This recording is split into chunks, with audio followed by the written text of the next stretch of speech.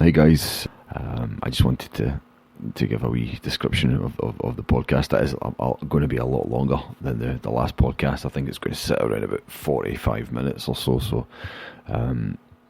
quite a lot of editing done, and I also use quite a lot of different clips to finish off the podcast. I get interrupted today a couple of times while I was recording, and the microphone settings, I couldn't get them back. So you might find an audio change, a shift about maybe 10-15 minutes in. You might hear the audio change, but hopefully that won't put you off. It's still a decent episode, at least I think so anyway. So hope you enjoy listening to it. And at the end there's quite a lot of audio from the Rangers game here in Auckland. I recorded a night with the New Zealand Celtic Supporters Club, and that went on for quite a while, so quite a lot of audio at the end. You don't have, obviously, if you don't want it, you can just skip through it, but there's some very cool stories from people, and some interesting stories. You know, there always is wherever you go in the world and meet Celtic supporters. There's always somebody with a story to tell. So anyway, just a quick note, guys. Hope you enjoy the podcast. Thanks for listening.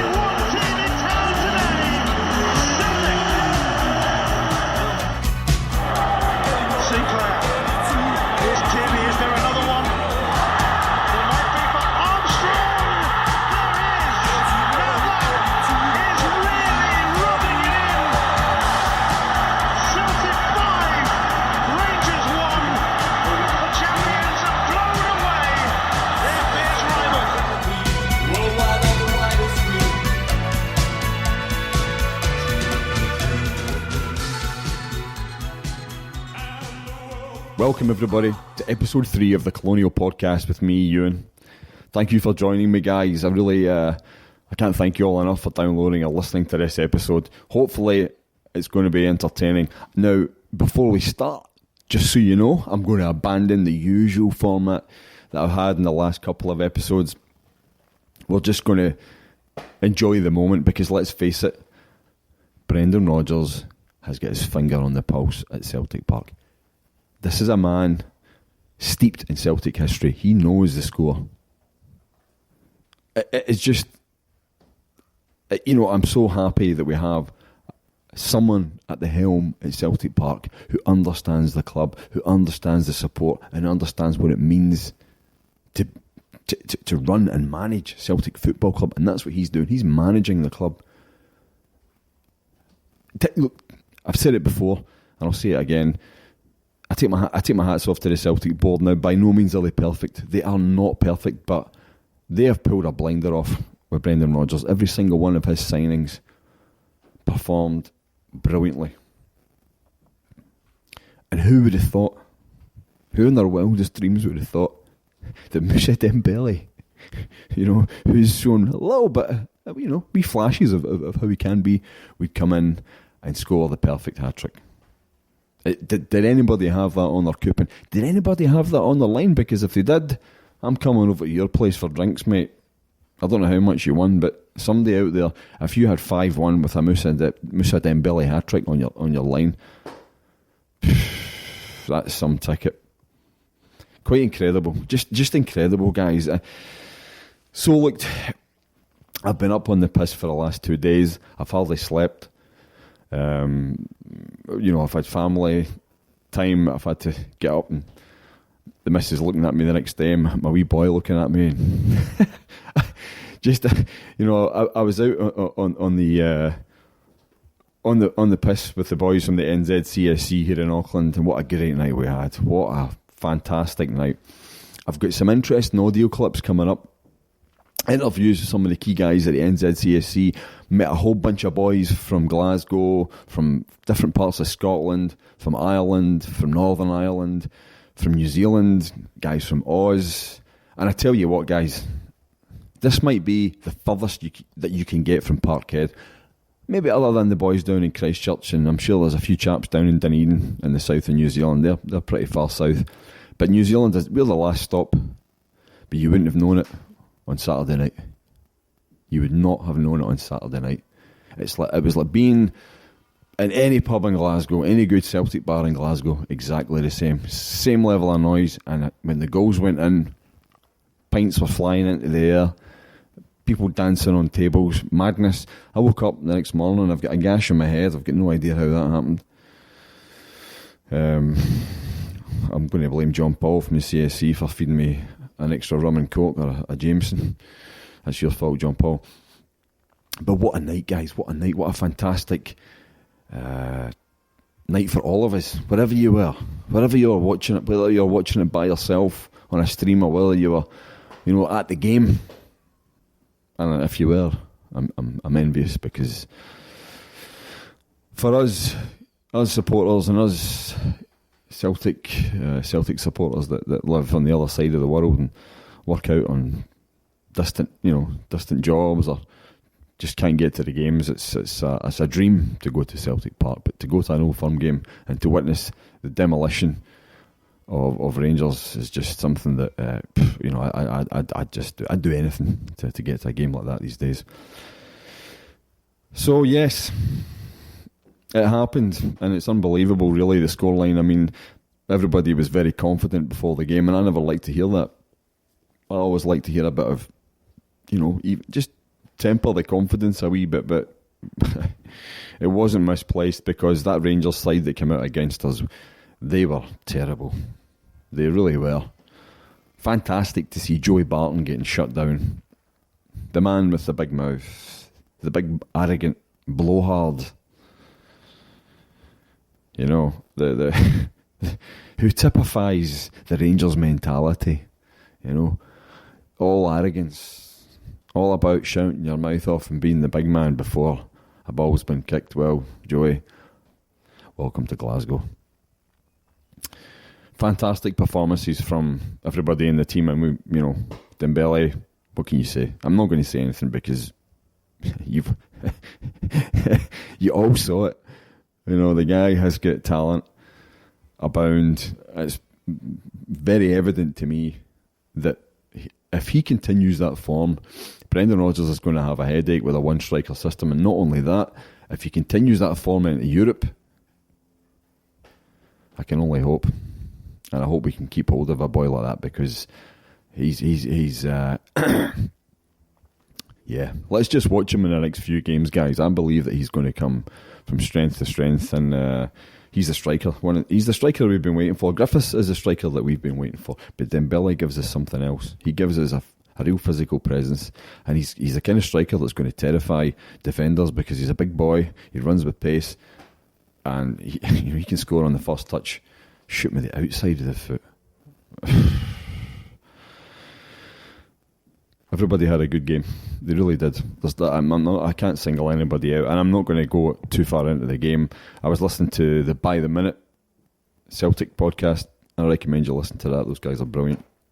Remy McSwade and some of the other guys give an excellent analysis of the game, and it was just fantastic to see everybody fired up. And I said myself on the previous episode, if Brendan Rodgers could get them fired up, we've got no worries, and that's exactly what he did. He had them fired up.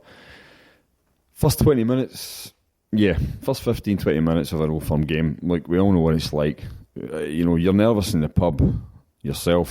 Imagine what those boys are feeling out in the park on both sides. So it takes 15, 20 minutes for it to turn into an actual game of football, and then it settles into a wee bit of a pattern. And the goals were just magnificent. I mean, Dembele's header, fantastic. Fantastic. Rangers just can't mark. They cannot mark. To concede a goal like that, you had 3 or 4 Rangers players in the box, and they were just basically ignoring Dembele completely. So we'll take that, bang. And if you look at our second goal, that second goal was very interesting. You look at how Dembele makes his runs. He's an intelligent player. This isn't just a guy who's got physical attributes and technical attributes. You've got to have a bit of a football mind to make the right runs into the right spaces. And he did it many times through the game. Brilliant ball from Bitton to release him. You could see that the Rangers defence had just, the space that they were leaving was just ridiculous. They were basically asking to be scored against, and Dembele obliged, cut inside the Senderos and left him for dead, and a finish with the outside of the foot, just like Forrest has been doing with this quick flash at outside of the foot, and thank you, the second goal. And at that point, I could just, and you knew when that second goal went in, I just couldn't see them coming back. I really couldn't. But what shocked me was the way that we quickly gave up their goal just before half time. Now, Lustig get caught out. I did say in the previous podcast that I do worry about Lustig sometimes at the right back. He's a good player. He put in a good cross for Dembele's other goal, and he had a good game. No criticism. I'm not giving Lustig a hard time. I know he's a popular figure at the club, and he plays regularly for Sweden. But for that goal, I think he should have done a wee bit better. Anyway, not a bad bit of play from Rangers. Good ball over, and a looping ball from Kenny Miller, and Gardner scored. And it was funny, when it was 2-0, I thought, well, we're going to go on and romp this. But at 2-1 at half time, hey, anything's possible. Now, I thought at half time we'd come out. I thought we'd come out the traps. I really did. I thought we're going to come out. Ben Rodgers is going to dribble them, come out the traps, and we're going to start pegging them back. And as it happened, Rangers actually had a decent bit of possession. They did try to press for a while, and then they just started blowing at their arses. They literally couldn't keep that level of energy up, and then it just started to slide. And Dembele's ball for Sinclair was brilliant. He had options on, and he actually chose a more difficult pass to release Sinclair, and he did very well. And again, it just shows, you're talking about a guy who scores 3 goals and sets up another. What more can we ask for? It was almost the perfect display from a forward, from a striker. Just brilliant, and a great finish from Sinclair. As we know, it's been said, he can play as a striker, he can play up front, and his finishing so far since he's signed has just been excellent. He's obviously got a good technique of finishing. And after that was it. They just started to slide and fall apart. As I said, Barton wasn't in the game. Krankar was trying his best to get himself sent off. Just the Rangers descended into the usual, just trying to hack us down, and just, you could see them caving. They just couldn't keep up with us. Just too strong for them, just too strong. And Dembele gets his hat trick, and again, just great cross on Michael Lustig, cuts out the whole defence. Straight to Dembele, who just has got what it seems to be an instinctive talent for burying goals, and long may it continue. And Armstrong's goal was just icing on the cake. Tierney worked so well on that left-hand side going forward. He really did. Him and Sinclair linked up really well. Young KT, as the boys at 90 minutes cynic call him. I'll take that. I know it's been copyrighted, but I'm going to... YKT. Great ball. Cuts it through the defence. Finds Armstrong for a fine finish. And let me say something about Armstrong. I'm not giving up on him. I think Armstrong might do all right. Let's hope that he performs again, because he had a good game. He did have a good game when he came on. He was very busy. He was in amongst it. Took his goal very well, and I want to see him do well, because I do believe that he's got talent. He really does. So the game was just, it went beyond my expectations. I really thought we were going to maybe have a bit of a battle with them, but Rangers currently are so poor. I don't think they were a big test for us. I really don't. They're so weak in so many areas. It's just not funny. I don't see them. I think they're probably going to finish down the table. I think they're finishing mid-table. And I know their fans won't accept that, because that's the mentality they have. They can't accept it. They don't live in reality, those people. When we know that they're in this distorted world where they believe that they are the people, whatever that means, and that they are entitled to all the cups and all the trophies, and it's that very mentality, that sense of arrogant entitlement that sunk them. This pressure on the club to just win everything and be the best at all costs, and it's still there. I listened to the BBC Sports Sound podcast, and it had Harry Brady, 2 or 3 Celtic fans, and a few of the Rangers fans. I can't remember where they were all from. Different supporters clubs and stuff like that, but the Rangers fans just made a complete idiot themselves, talking about how coming second isn't in their DNA, whatever that means. That they don't seem to have the ability to they don't have any humility. They don't have the means to look at the lie of the land and see it for what it is. They just have got this strange persona of themselves, and it's their biggest downfall, and they don't see it. So, what can you say? And it doesn't matter now, really, because we've sent them back to where they belong, living in our shadows, a place that they can't accept. They're just not able to accept the reality, which is that they are living in our shadow. So I'm looking forward to the next Sevco game, because I think it could easily be the similar score line. Doesn't matter where it's played, Hampden, Ibrox, wherever you want. The rest of the night, for me, after the game, was fantastic. As I said, I met a lot of guys in the NZCSC, and I do want to play you guys some clips. I've got lots of audio coming up. I've recorded a few of the guys at the NZCSC, as well as just people who were there. I just started grabbing folk and asking them if they wanted to come and speak to me. I had people from all over, people from Ireland and Scotland and New Zealand, and an Aussie guy as well.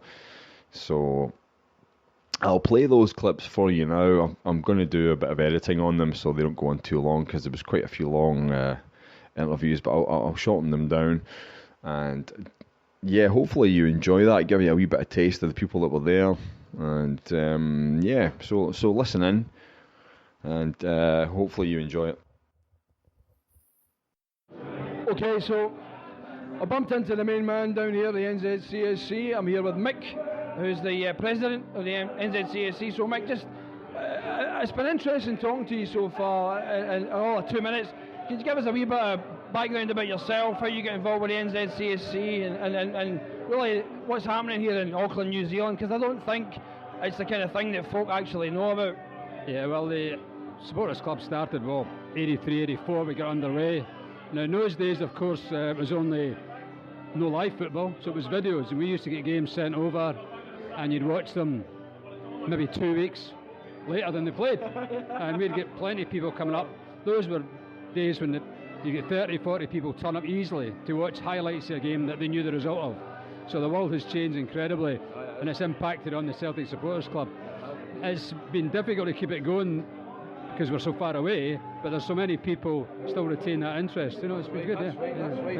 Yeah, you know, you're right. I mean, like myself, being out here 12 years, and I couldn't get involved with the CSC for personal reasons, but from what I've seen in New Zealand, there's a really strong connection with Scotland and New Zealand. The connection to Scotland is very strong, so it's only logical that the Celtic support here would be a strong support.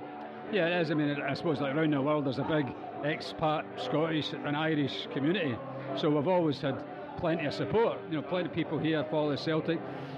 The time difference is a big killer for us down here, of course. You know, I mean, you know, like tonight, watching this game's 11 o'clock at night. That's brilliant.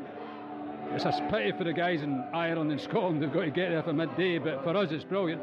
But the likes of next week, it'll be 2 o'clock on a Monday morning. Don't listen, don't worry about them. They'll be pushed by breakfast. Yeah, well, it's night time here, but so it's a hard call. I mean, you know, and you get up at 4 o'clock in the morning to watch a game of football is a hard call. You make a very good point. And it just shows you've got to keep the loyalty to do that.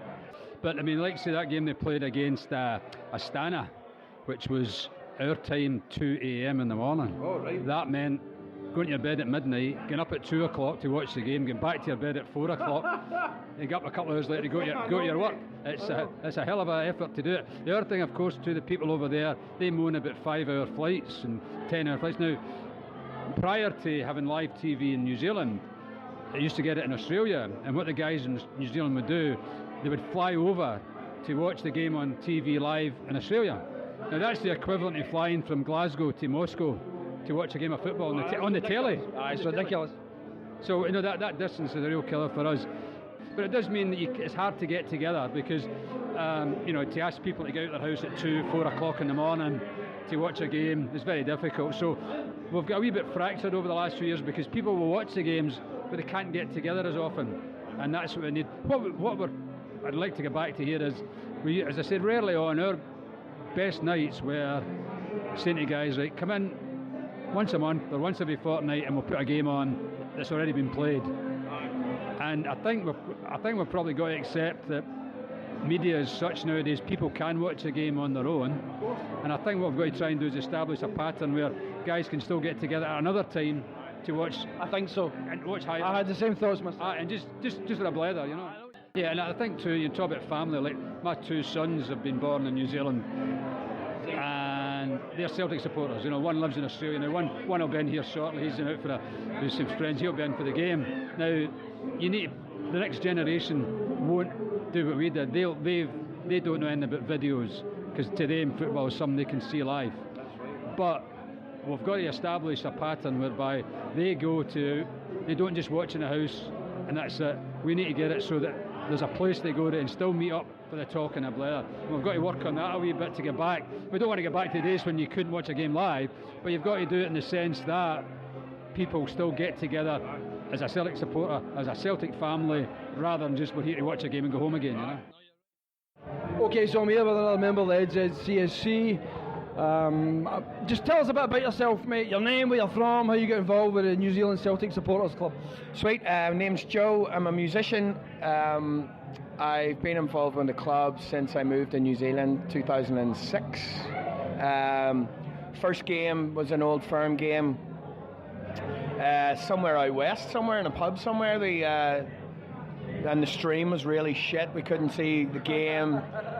We missed all the goals. It was horrendous, and that's kind of how it was for the first year or two because we just couldn't get a good stream. But it was good crack.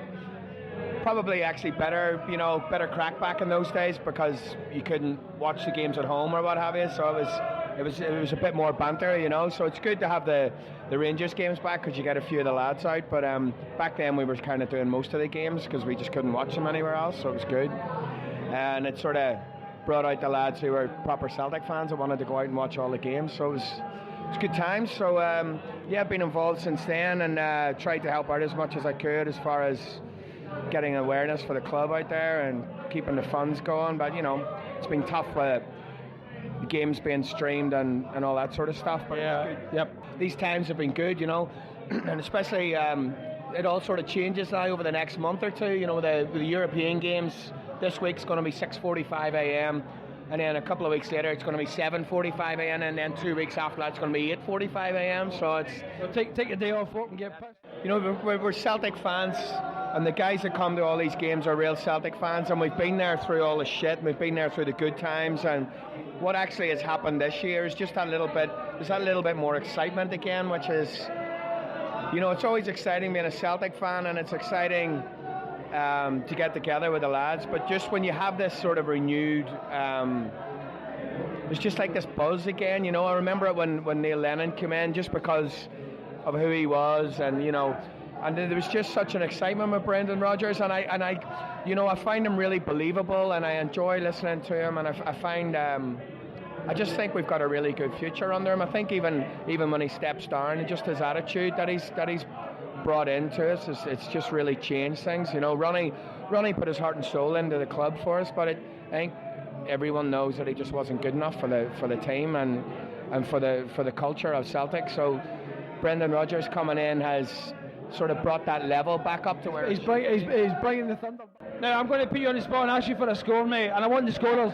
Yeah, I've actually done a nice bet before it came out. I've taken Scott Sinclair for the first goal, Celtic to be 2-0 up at half time, and 3-1 final score. 3-1, same as my score, mate. I've got Griffiths, Rogic, the Wizard of Oz. Griffiths not even on the bench. He's not on it? No, he's not even on the bench. So he's not starting? No, he's not starting, he's not on the bench. Right, well, I'm still sticking with my 3-1 score, so we'll go Dembele, Rogic, a wee Paddy Roberts. Yeah. Although it could be Forrest. Yeah, Forrest. Again, see, that's another thing that Rodgers has done, Rodgers has really...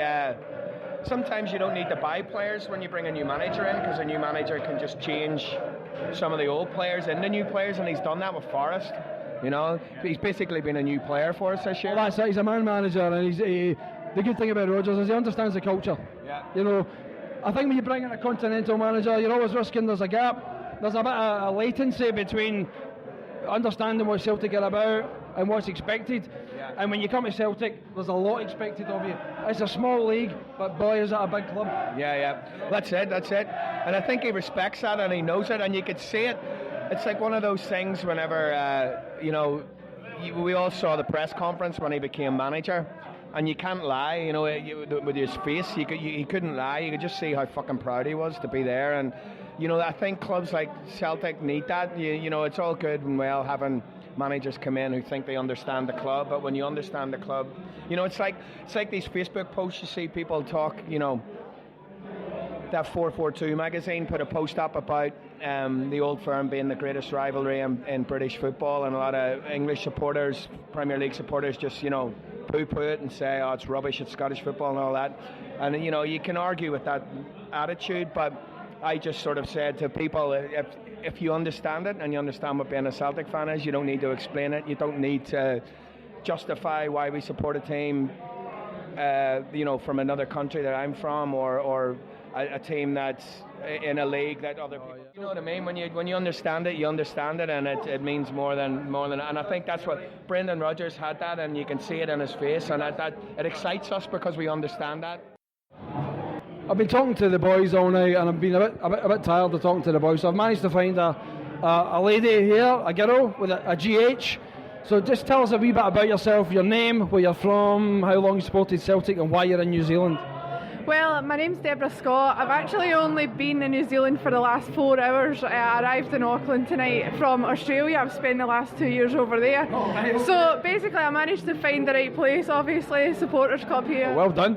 Thanks so much, and I thoroughly enjoyed myself. I've obviously been a Celtic fan since as long as I can remember. And Yep. hopefully, the boys can pull a good result out of the bag today, but I've slightly got the nerves because obviously the last time we played them in the league was 2012. And just hopefully. Well, you never know. I was saying in the podcast, Old Firm games are funny. You can be dominating the league, and then you come up in an Old Firm, and it's like a cup game. It's like a big it's a big one-off game, and some players can really get nervous, some players can really come to the fore, you know. So I know what you're saying about that. Personally, I still think we're going to win, but can I just ask you for a score? Now, I need to ask you for a score, and also I need to ask you for the scorers. I'm going to say 2-0. Right. I'm hoping Scott Brown can get a goal. Nice. Yeah, I don't know. He always picks a good moment to score, and hopefully he can do it. Right, and who else for the second? Who's for the second goal? Oh, to be honest, I couldn't even tell you who I would think would score the second goal. Who's been in good form recently for Celtic, do you think, up front? I'll go for Rogic. Right, good call. The Wizard of Oz. The Wizard of Oz. Wizard of Oz, 2-0. Well, it's been a pleasure speaking to you. Thank you for joining us on the Colonial podcast. Thank you. Okay, so I'm here with James from the NZCSC. Just going to get his thoughts on the game so far, but also going to ask him about his background here in New Zealand. So, James, tell us a wee bit about yourself, how you get involved in the CSC, and yourself as a Celtic fan. Well, I'll be honest with you, I came over here to this beautiful country about 10 years ago. I used to work at a bar in Dublin. The bar got sold. I moved over for a 1-year holiday, and to be honest, I just fell in love with the place, you know. As you do, it's New Zealand, you know, it's amazing. But yeah, you know, I've been working in the same job for the whole 10 years in Father Ted's Irish Bar, right? You know, born a Celtic supporter, die a Celtic supporter. And where are you from originally, Jim? Donegal. Sunny Donegal. Sunny Donegal, beside a place called Gweedore. Lived next door to Packy Boner. A legend, as we all know, an absolute legend. Oh, absolutely. You know, met the man umpteen times. Always admired him. I mean, great man. Fantastic. At half time, we're 2-1 up. We've got Dembele on a brace. What do you think the final score is going to be, and who are the scorers, James? Well, I'd like to say I'm not an arrogant man. I'm going to give it a 5-1.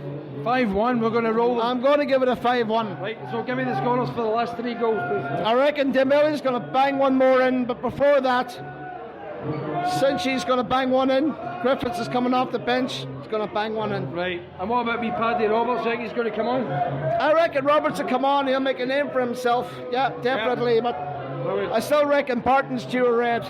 Barton's due a red. Well, I called that on my podcast. I've called it. He's getting sent off. It's done. All right, good man. Listen, brilliant speaking to you, mate. Hey, man. Pleasure. I'm delighted to be here with a gentleman that I met on Twitter, Angus Gillis. Angus, now, just if you can, just tell us a wee bit of background. Okay, I had no choice but to support Celtic because my dad, Ian Gillis, played at Celtic in the mid-50s, and he was in the reserve team. He had a year there, and he was injured out after that year, but he's still going on about it. And yeah, he was there. Yeah, he was there when Jock Stein was there. Charlie Tully was there. Bobby Collins, Bobby Evans, Neely Mockin. I can pretty much reel off all the guys from that era, and he's got a story about all of them. Any interesting stories from that period? Well, I remember the first time he walked into Parkhead, and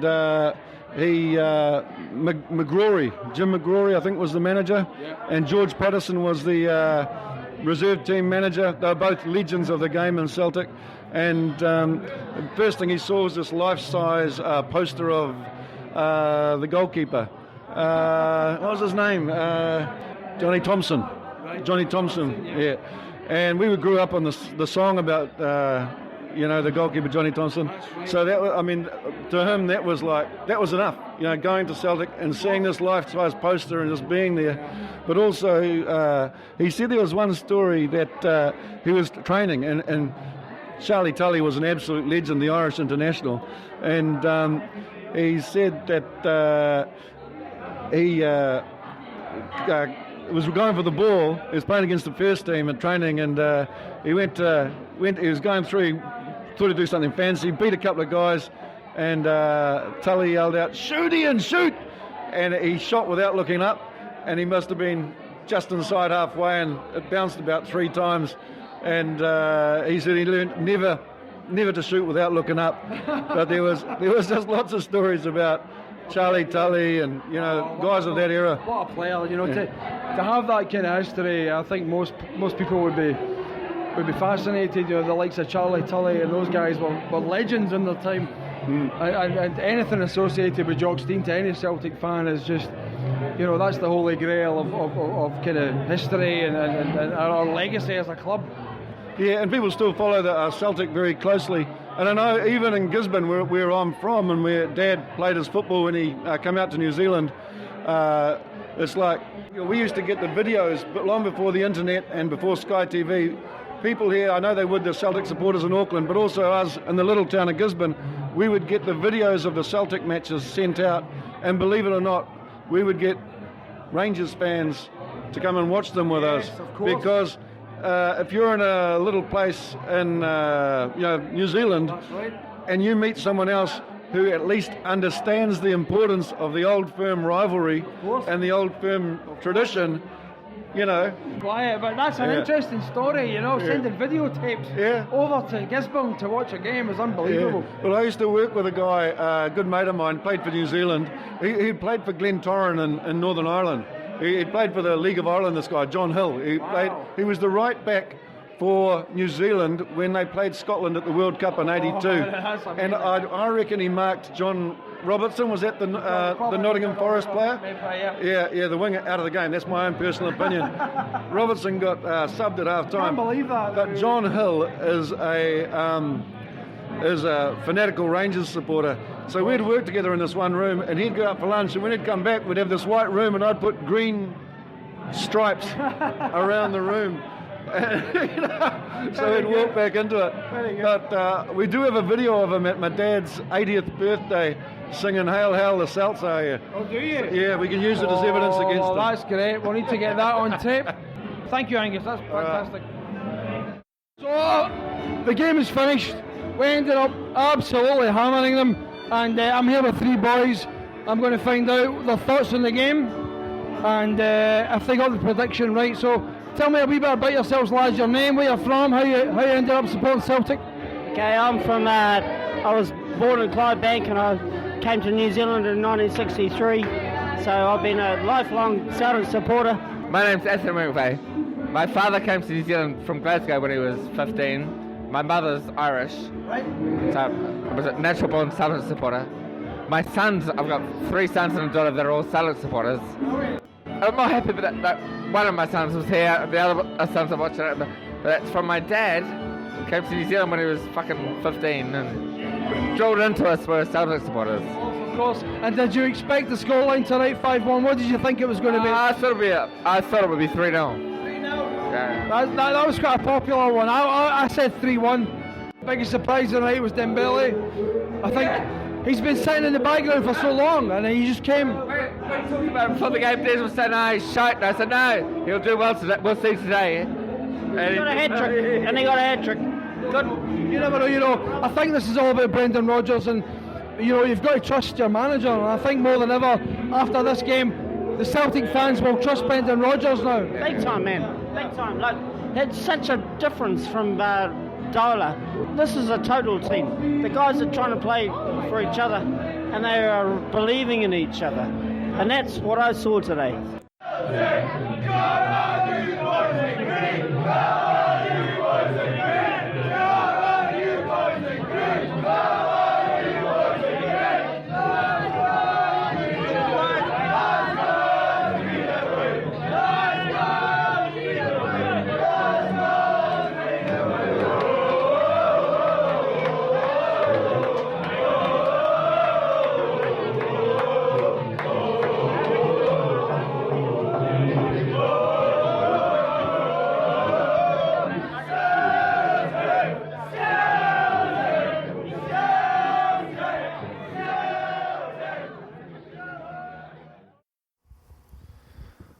Okay, guys, so that was the sights and sounds of the NZCSC, which I attended for the Sevco game. I've just finished working on this episode. It's now 1:15 in the morning. I started editing this afternoon, so it's taken quite a bit of work to get it down. I have been interrupted about 3 or 4 times with family stuff and the usual stuff, so yeah, I did my best to get as much in there, thanks to all the guys who I managed to interview. Sorry I had to chop a lot of the interviews up. There was a lot of background noise and a lot of interference and a lot of drunken behaviour that I had to get left out. So if I missed any of you guys that I interviewed or spoke to before, I do apologise. I know I'm going to catch up with the guys at the NZCSC again, so listen, I hope you enjoyed the podcast, guys. That's pretty much going to be it. I'm going to do an episode 4 after the Barcelona game, and yeah, it's been a brilliant weekend. Really enjoyed it, and just I hope that podcast gave you some flavour of what it's like, some cool stories from out here in New Zealand, people associated with the club. Wherever you go, there's always a story. There's always somebody who's got a connection to the club, you know, or whatever it might be. It's always interesting. So hopefully you guys found that of interest. Anyway, guys, I'm going to sign off, get to my bed. Hail. Take care of yourselves, people, and I'll see you for the next episode. Bye-bye. You do not know a thing about Detroit. I am from Detroit. Motown.